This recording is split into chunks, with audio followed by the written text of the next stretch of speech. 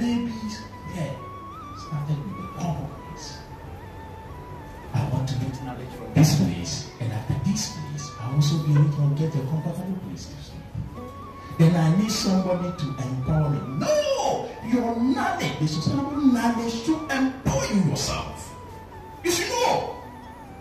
You should know what is right, what is wrong. You should know what is good or what is wrong. You don't need anybody to empower you. What? We should go and get a rice and everything, a spoon and fork and give it to you, and also force you to swallow. No. You are now empowering yourself here. Many people who join Prophet Muhammad sallallahu alaihi wasallam in their religion, it is the habit of Prophet to show some sort of and people are something because of it. When you don't want to find out and ask and find what is it, what knowledge is there, what is this and that, you won't get the sort of knowledge. And never seek knowledge that I'm going to get it and benefit myself alone. No! Get the knowledge that everybody will have a knowledge. Then when you get this knowledge, which you think you have, good, value you have it, and it is known and I know. It's light. The knowledge you will get should guide you to move and know that this brother either is a Christian, is a Jewish, is a Buddhist, is a what. Your knowledge should let you know that you have something with him. Not that he's not blaming your religion is an enemy. Not at all. Not at all. It will never happen. That is why when you get the power, you should know that this is my sister. Despite the fact that we are all in the class and they say, what is Allah Akbar, Allahu Akbar, I will pick my veil and go to mosque and pray. And she on Sunday should also go to church. She called Allah. In my religion, I call Allah. She will say God, she will say Nyankopon, she will say this thing. But that should not bring anything between me. I should, my knowledge should tell you to us. Shows that الذين إذا خاطبهم الجاهلون ماذا قال؟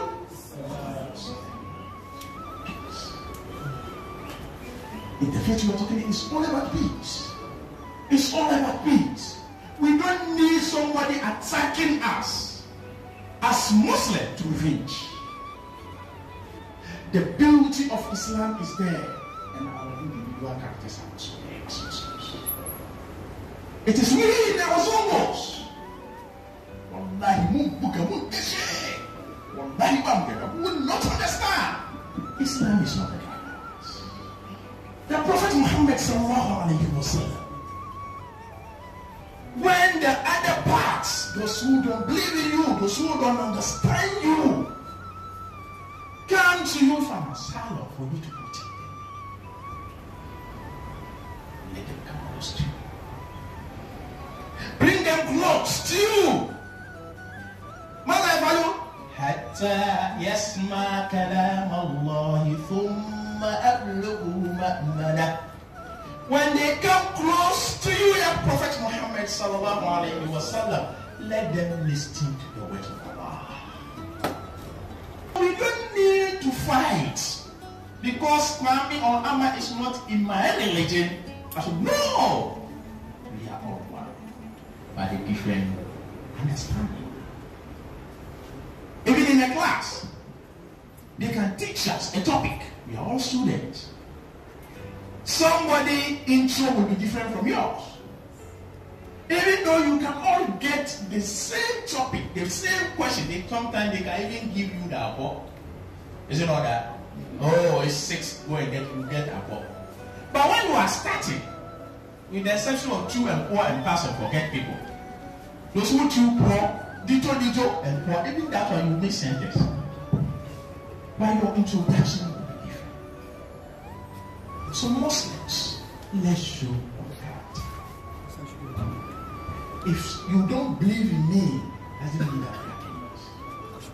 When your knowledge is to stay out and is with light, you understand it. You see my brother here, you see him. Wherever I'm moving, that's my TA. I'm a Muslim. He's a Christian. Allah. And also, sometimes in the same office as well, you said, oh, master, quotations of this, and you will go on with it in the working. The other day I was making my research on this, and he was also making on his church mistake. We understand each other. We will never be enemies. Fear your Allah. Fear Him who created you from single soul. Single soul. No better than Allah. And among the single soul, made you male.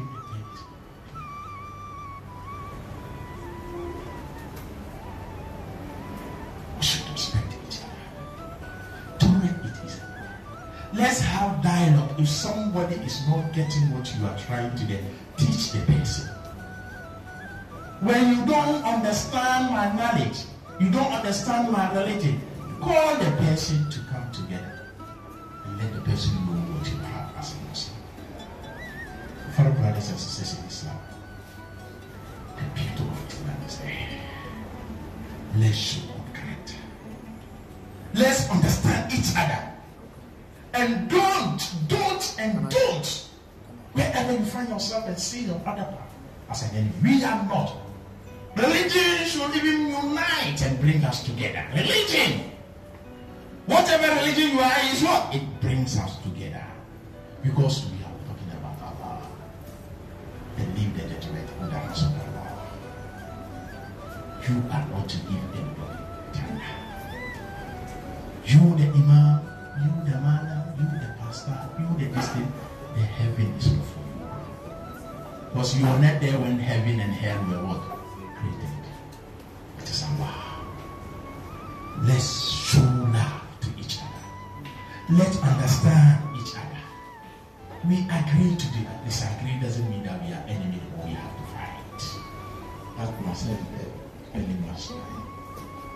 That is what I'm going to love. But enemy the threats.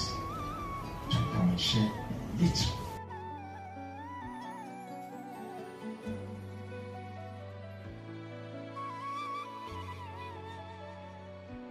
I've seen what people can do all in the name of religion.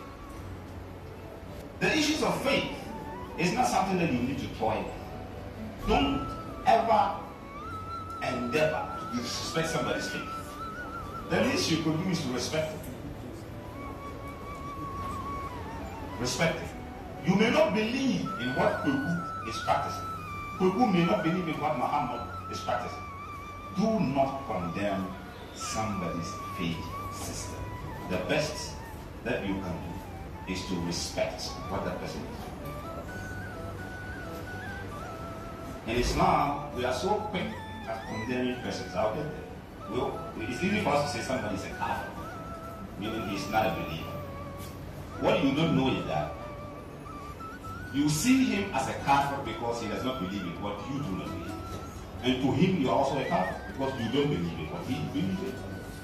So in the end, who is a kafir? So we all qualify to become kuffar at a point in time. Now, in Quran chapter 49 verse 13, the verse that I recited earlier, Allah explained His love for diversity. That He created it from one essence, from one male and female, and made us into tribes and nations. Why? That we may know each other. Identity. Tribes and nations that you may identify with each other. But the best of you are those who are very careful in the exercising of their duties to Allah subhanahu wa ta'ala. Diversity means everything to Allah subhanahu wa ta'ala. That is why in this diversity, whether you are a Christian or you are a Muslim, we could be divided into two. The agents of God's anger, that is one. And the agents of God's mercy, that is two. We believe somehow in an angry God who takes excitement in punishing people. And that is why in this angry, self-righteous position, we become too quick at condemning others. And some of us find happiness in exercising what we refer to as the anger of Allah. You see, there's some pleasure in the exercise of anger, especially when that anger coincides, so to speak, with the anger of Allah subhanahu wa ta'ala. You think you become a soldier for God, and out of that coincidence, your anger and that of God, you think you can do anything because somebody has done something that Allah is not pleased with. So you have become Allah's own agent of punishment. That is what. And some of us are agents of Allah's mercy. So he says, my mercy encompasses all things. Rahmati wasi'at kulla shay. Or my mercy supersedes everything.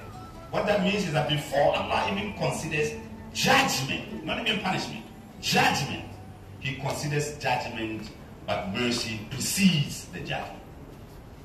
So you are either here or you are there.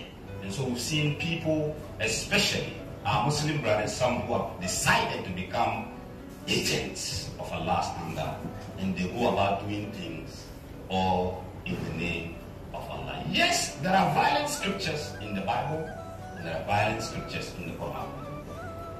Scriptures that preach to violence, they exist.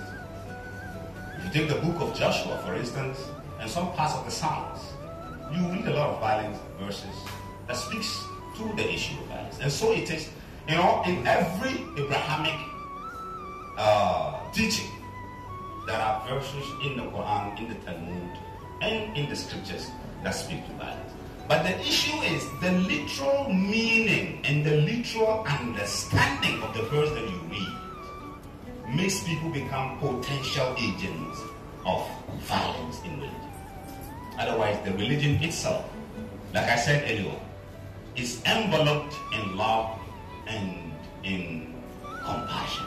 In love and in compassion. For those of you who are Muslims, let us deal with some verses that speak about diversity, God's own plan for diversity. Let me go to Quran chapter 2:236. It says, La ikraha fi din, no compulsion in religion. No compulsion in religion. And this is very important to me. No compulsion in religion. Do you know what that means? No compulsion in religion. I see a lot of Muslim brothers doing what we call proselytization. Right? You know what proselytization is? You take a Bible and you condemn Christianity from the biblical perspective, and you try to justify reasons why Islam is the best. That's what we call proselytization. I don't know, but if you ask me personally, it isn't the best way to teach Islam. It is not. It is not. You see, when Allah says to the Prophet Muhammad, peace be upon him, teach your followers to live my attributes, God's own attributes. So if Allah is Ar-Rahman, you live that attribute. If it's Ar-Rahim, you live that attribute. If it's Malik, Qudus, Salam, Mu'min, you live the attribute of God. Those who follow Prophet Muhammad, peace be upon him, when he was alive, and the great companions who followed, did not do so because, generally speaking, of preaching. No. It was a conduct of the persons. وَإِنَّكَ لَعَلَىٰ خُلْقٍ عَظِيمٍ.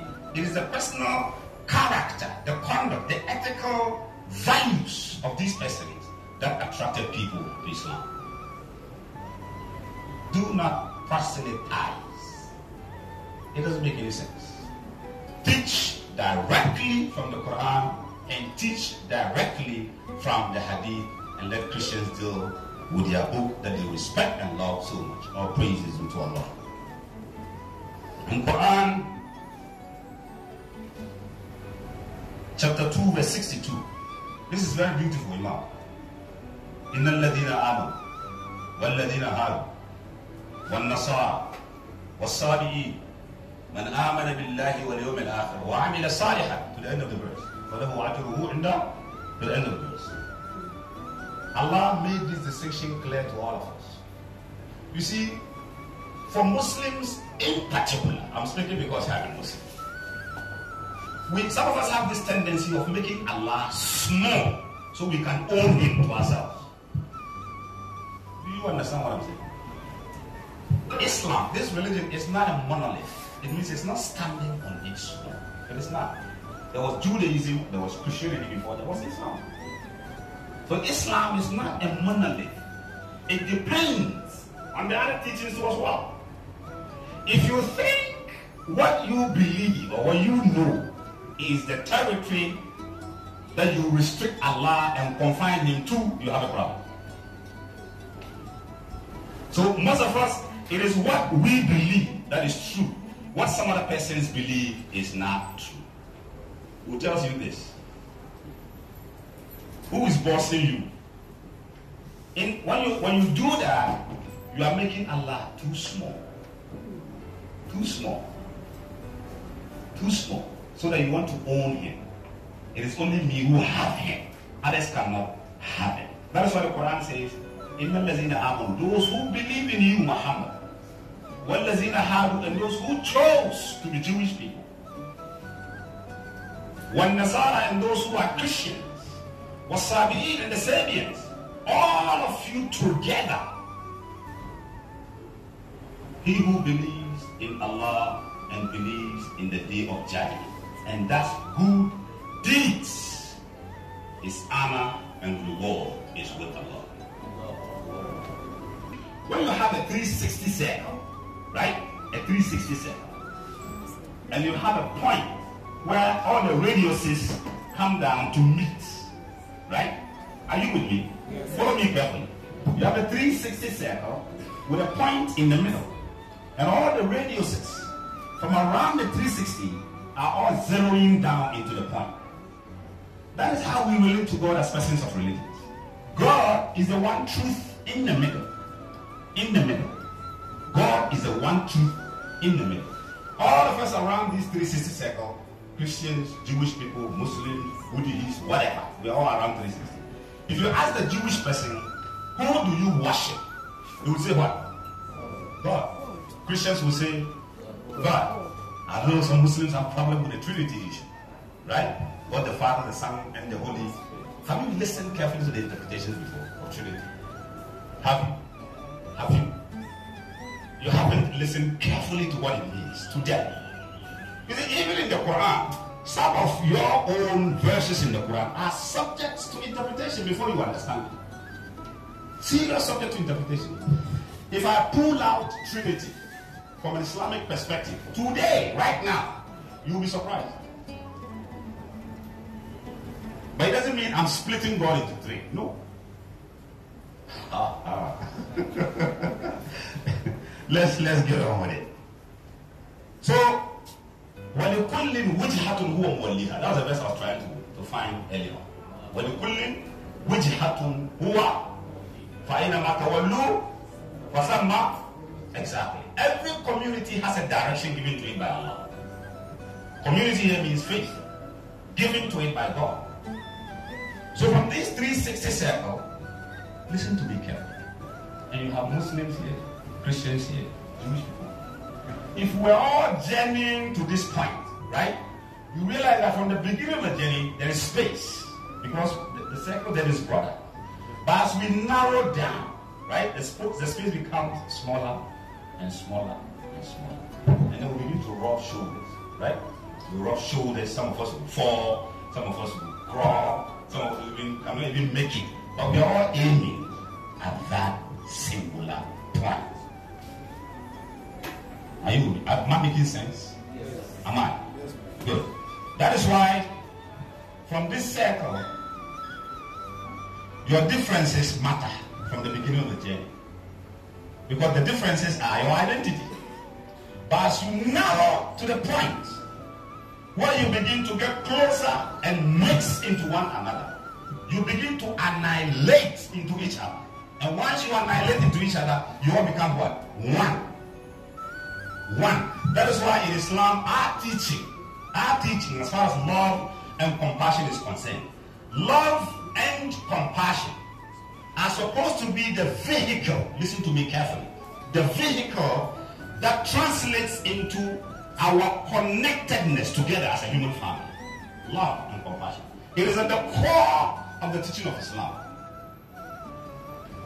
is love, is compassion. Up until your love for your brother. That's why he says, and this one happens to be what they call a golden rule in every religion. Love for the other the exact same thing that you love for yourself. Let me be a little controversial with the Muslim brothers and sisters, particularly the brothers. I see when they carry a dead body that is not Muslim, or somebody dies, a prominent figure dies as a Muslim, and somebody says, may Allah bless his soul. A Muslim says, may Allah bless his soul to a brother or a sister who is not Muslim, and some of you get furious. Oh, why would you say so? The person is not Muslim. Fine, fair enough. Fair enough. But what is the extent to which that you can love for somebody else the exact same thing that you will love for yourself?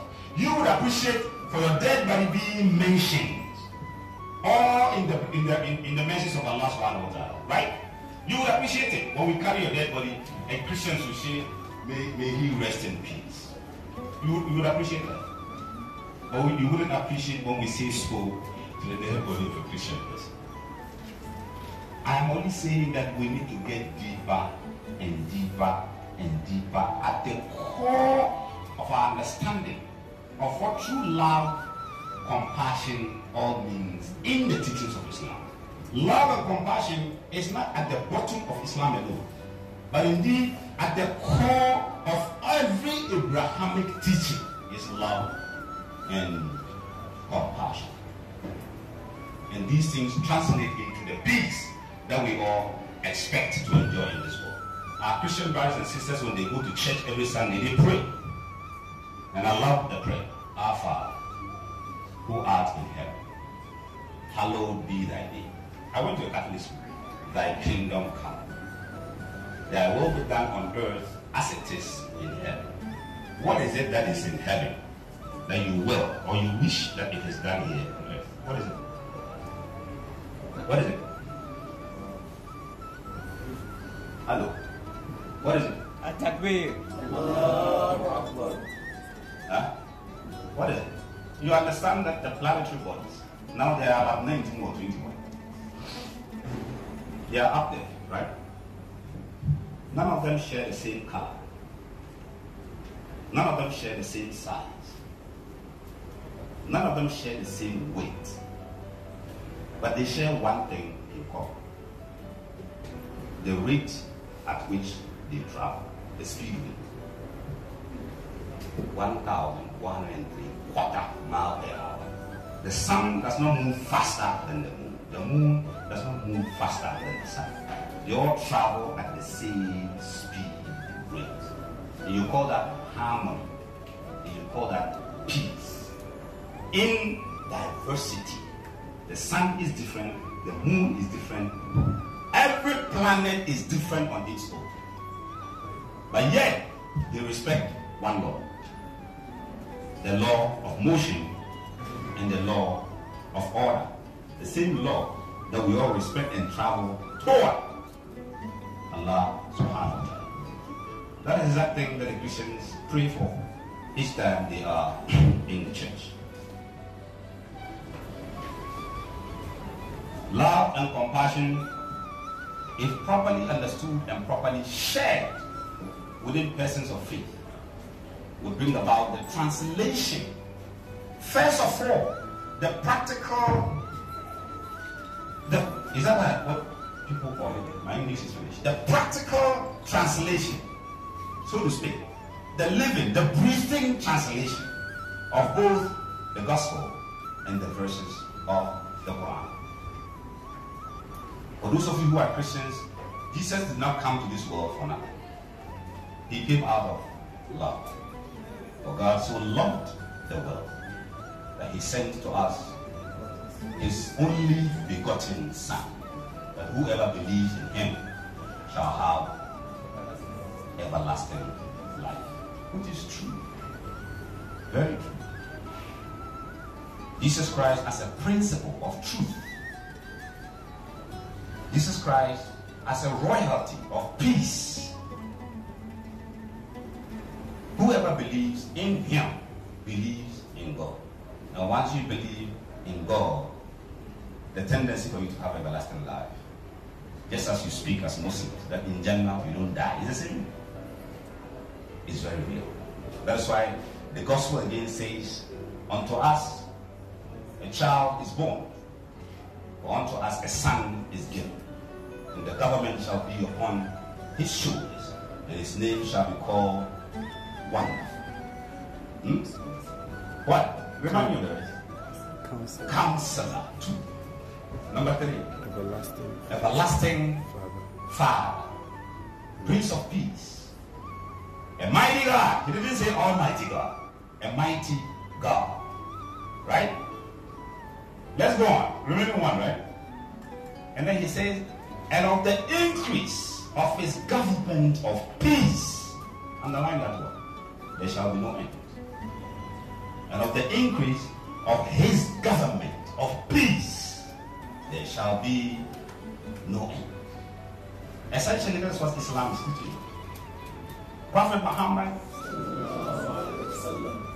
is a wonderful man. Prophet Muhammad is a counselor. Prophet Muhammad is mighty under the majesty of God himself. Prophet Muhammad was an everlasting father, was a prince of peace, and the government of Allah was upon his shoulders, just as it was upon the shoulders of Jesus Christ. And of the increase of the offer and governance of Prophet Muhammad's peace, there shall be no end. Did he teach anything different? So why are you killing each other? Why are you at odds with persons because you don't share the same religion with the person? Why are you not seeing eye to eye with a person because of religion?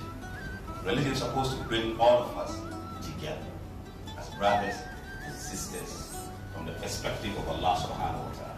That's what diversity is all about. Imagine, this is what I really wanted to say today. Imagine if the world was full of just Muslims. Imagine. Or imagine if the world was full of just Christians or Jewish people. Imagine if we were all black on the surface of the earth. Imagine if we were all white on the surface of the earth. Imagine if the entirety of the world was just Africa. Imagine. This world would have been colorless, insipid, and tasteless. Nobody would have enjoyed life on earth. That's what the Quran says. If I had wished, says Allah, I would have made all of you into one nation. But I deliberately made you into different people. So it says, وَلِذَلِكَ خَلَقَهُ. And for that diversity, I created all of you. It is not possible for you to believe in what I believe in directly. I mean, it's not. Come on. Because we don't think the same. We don't act the same. We don't even behave the same. So I have the tendency to believe in something you don't believe in. It is natural. And somebody else will gravitate towards something that is not your business. But at least, see, I know somebody who's an African religion priest. Listen to me carefully. I only went to university and did my master's. I don't know anything. This man is a professor on 3 authorities. Professor in this, professor in that, professor in that. But he chose to become an African traditional priest. And you think he's a fool? You think you are more intelligent than him? Or you think you've read more than he's read about religion? And this is a man, if I sit down with him and talk Islam, he takes me into depths. I don't know. I don't even have an idea. But he's an African traditional religion priest. So my question is, he went to school. He's older. He's well educated. He's traveled worldwide. But that is his choice. So what do? Condemn him. I just have to respect him. I just have to respect him. So please, let us learn to respect one another's perspective. Respect is so very important. 2 words put into one. Re means again. Inspect means to look. To look. You are today what you are in the next 10 years, you wouldn't be the same. You were yesterday what you were, and today you are a different person. If you knew Imam 10 years ago, he wasn't in this uniform, right? He wasn't. So if you see Imam today, you're going to have to look again in order to appreciate him. That's what we call respect. Respect. So please, let's all learn to respect and live with each other in that manner, and learn to love, and love abundantly. Love doesn't kill anybody. Love wouldn't hurt you. Love wouldn't do anything harmful to your life. Love essence just as you would appreciate yourself to be loved. Thank you for listening.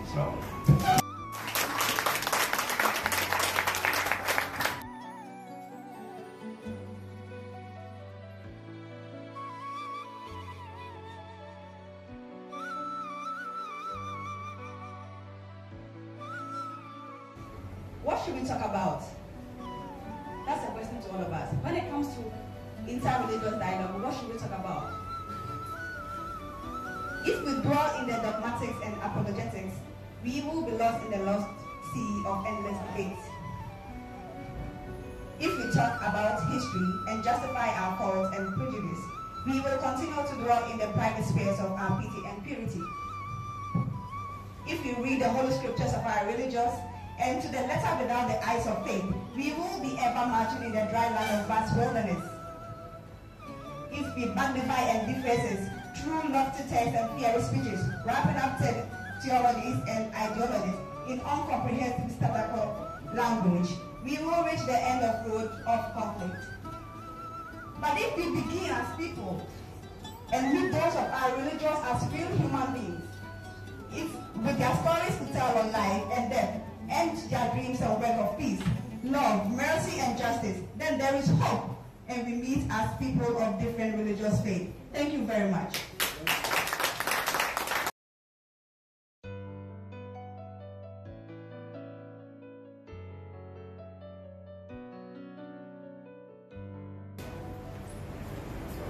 A verse in the Holy Quran talks about those of us who believe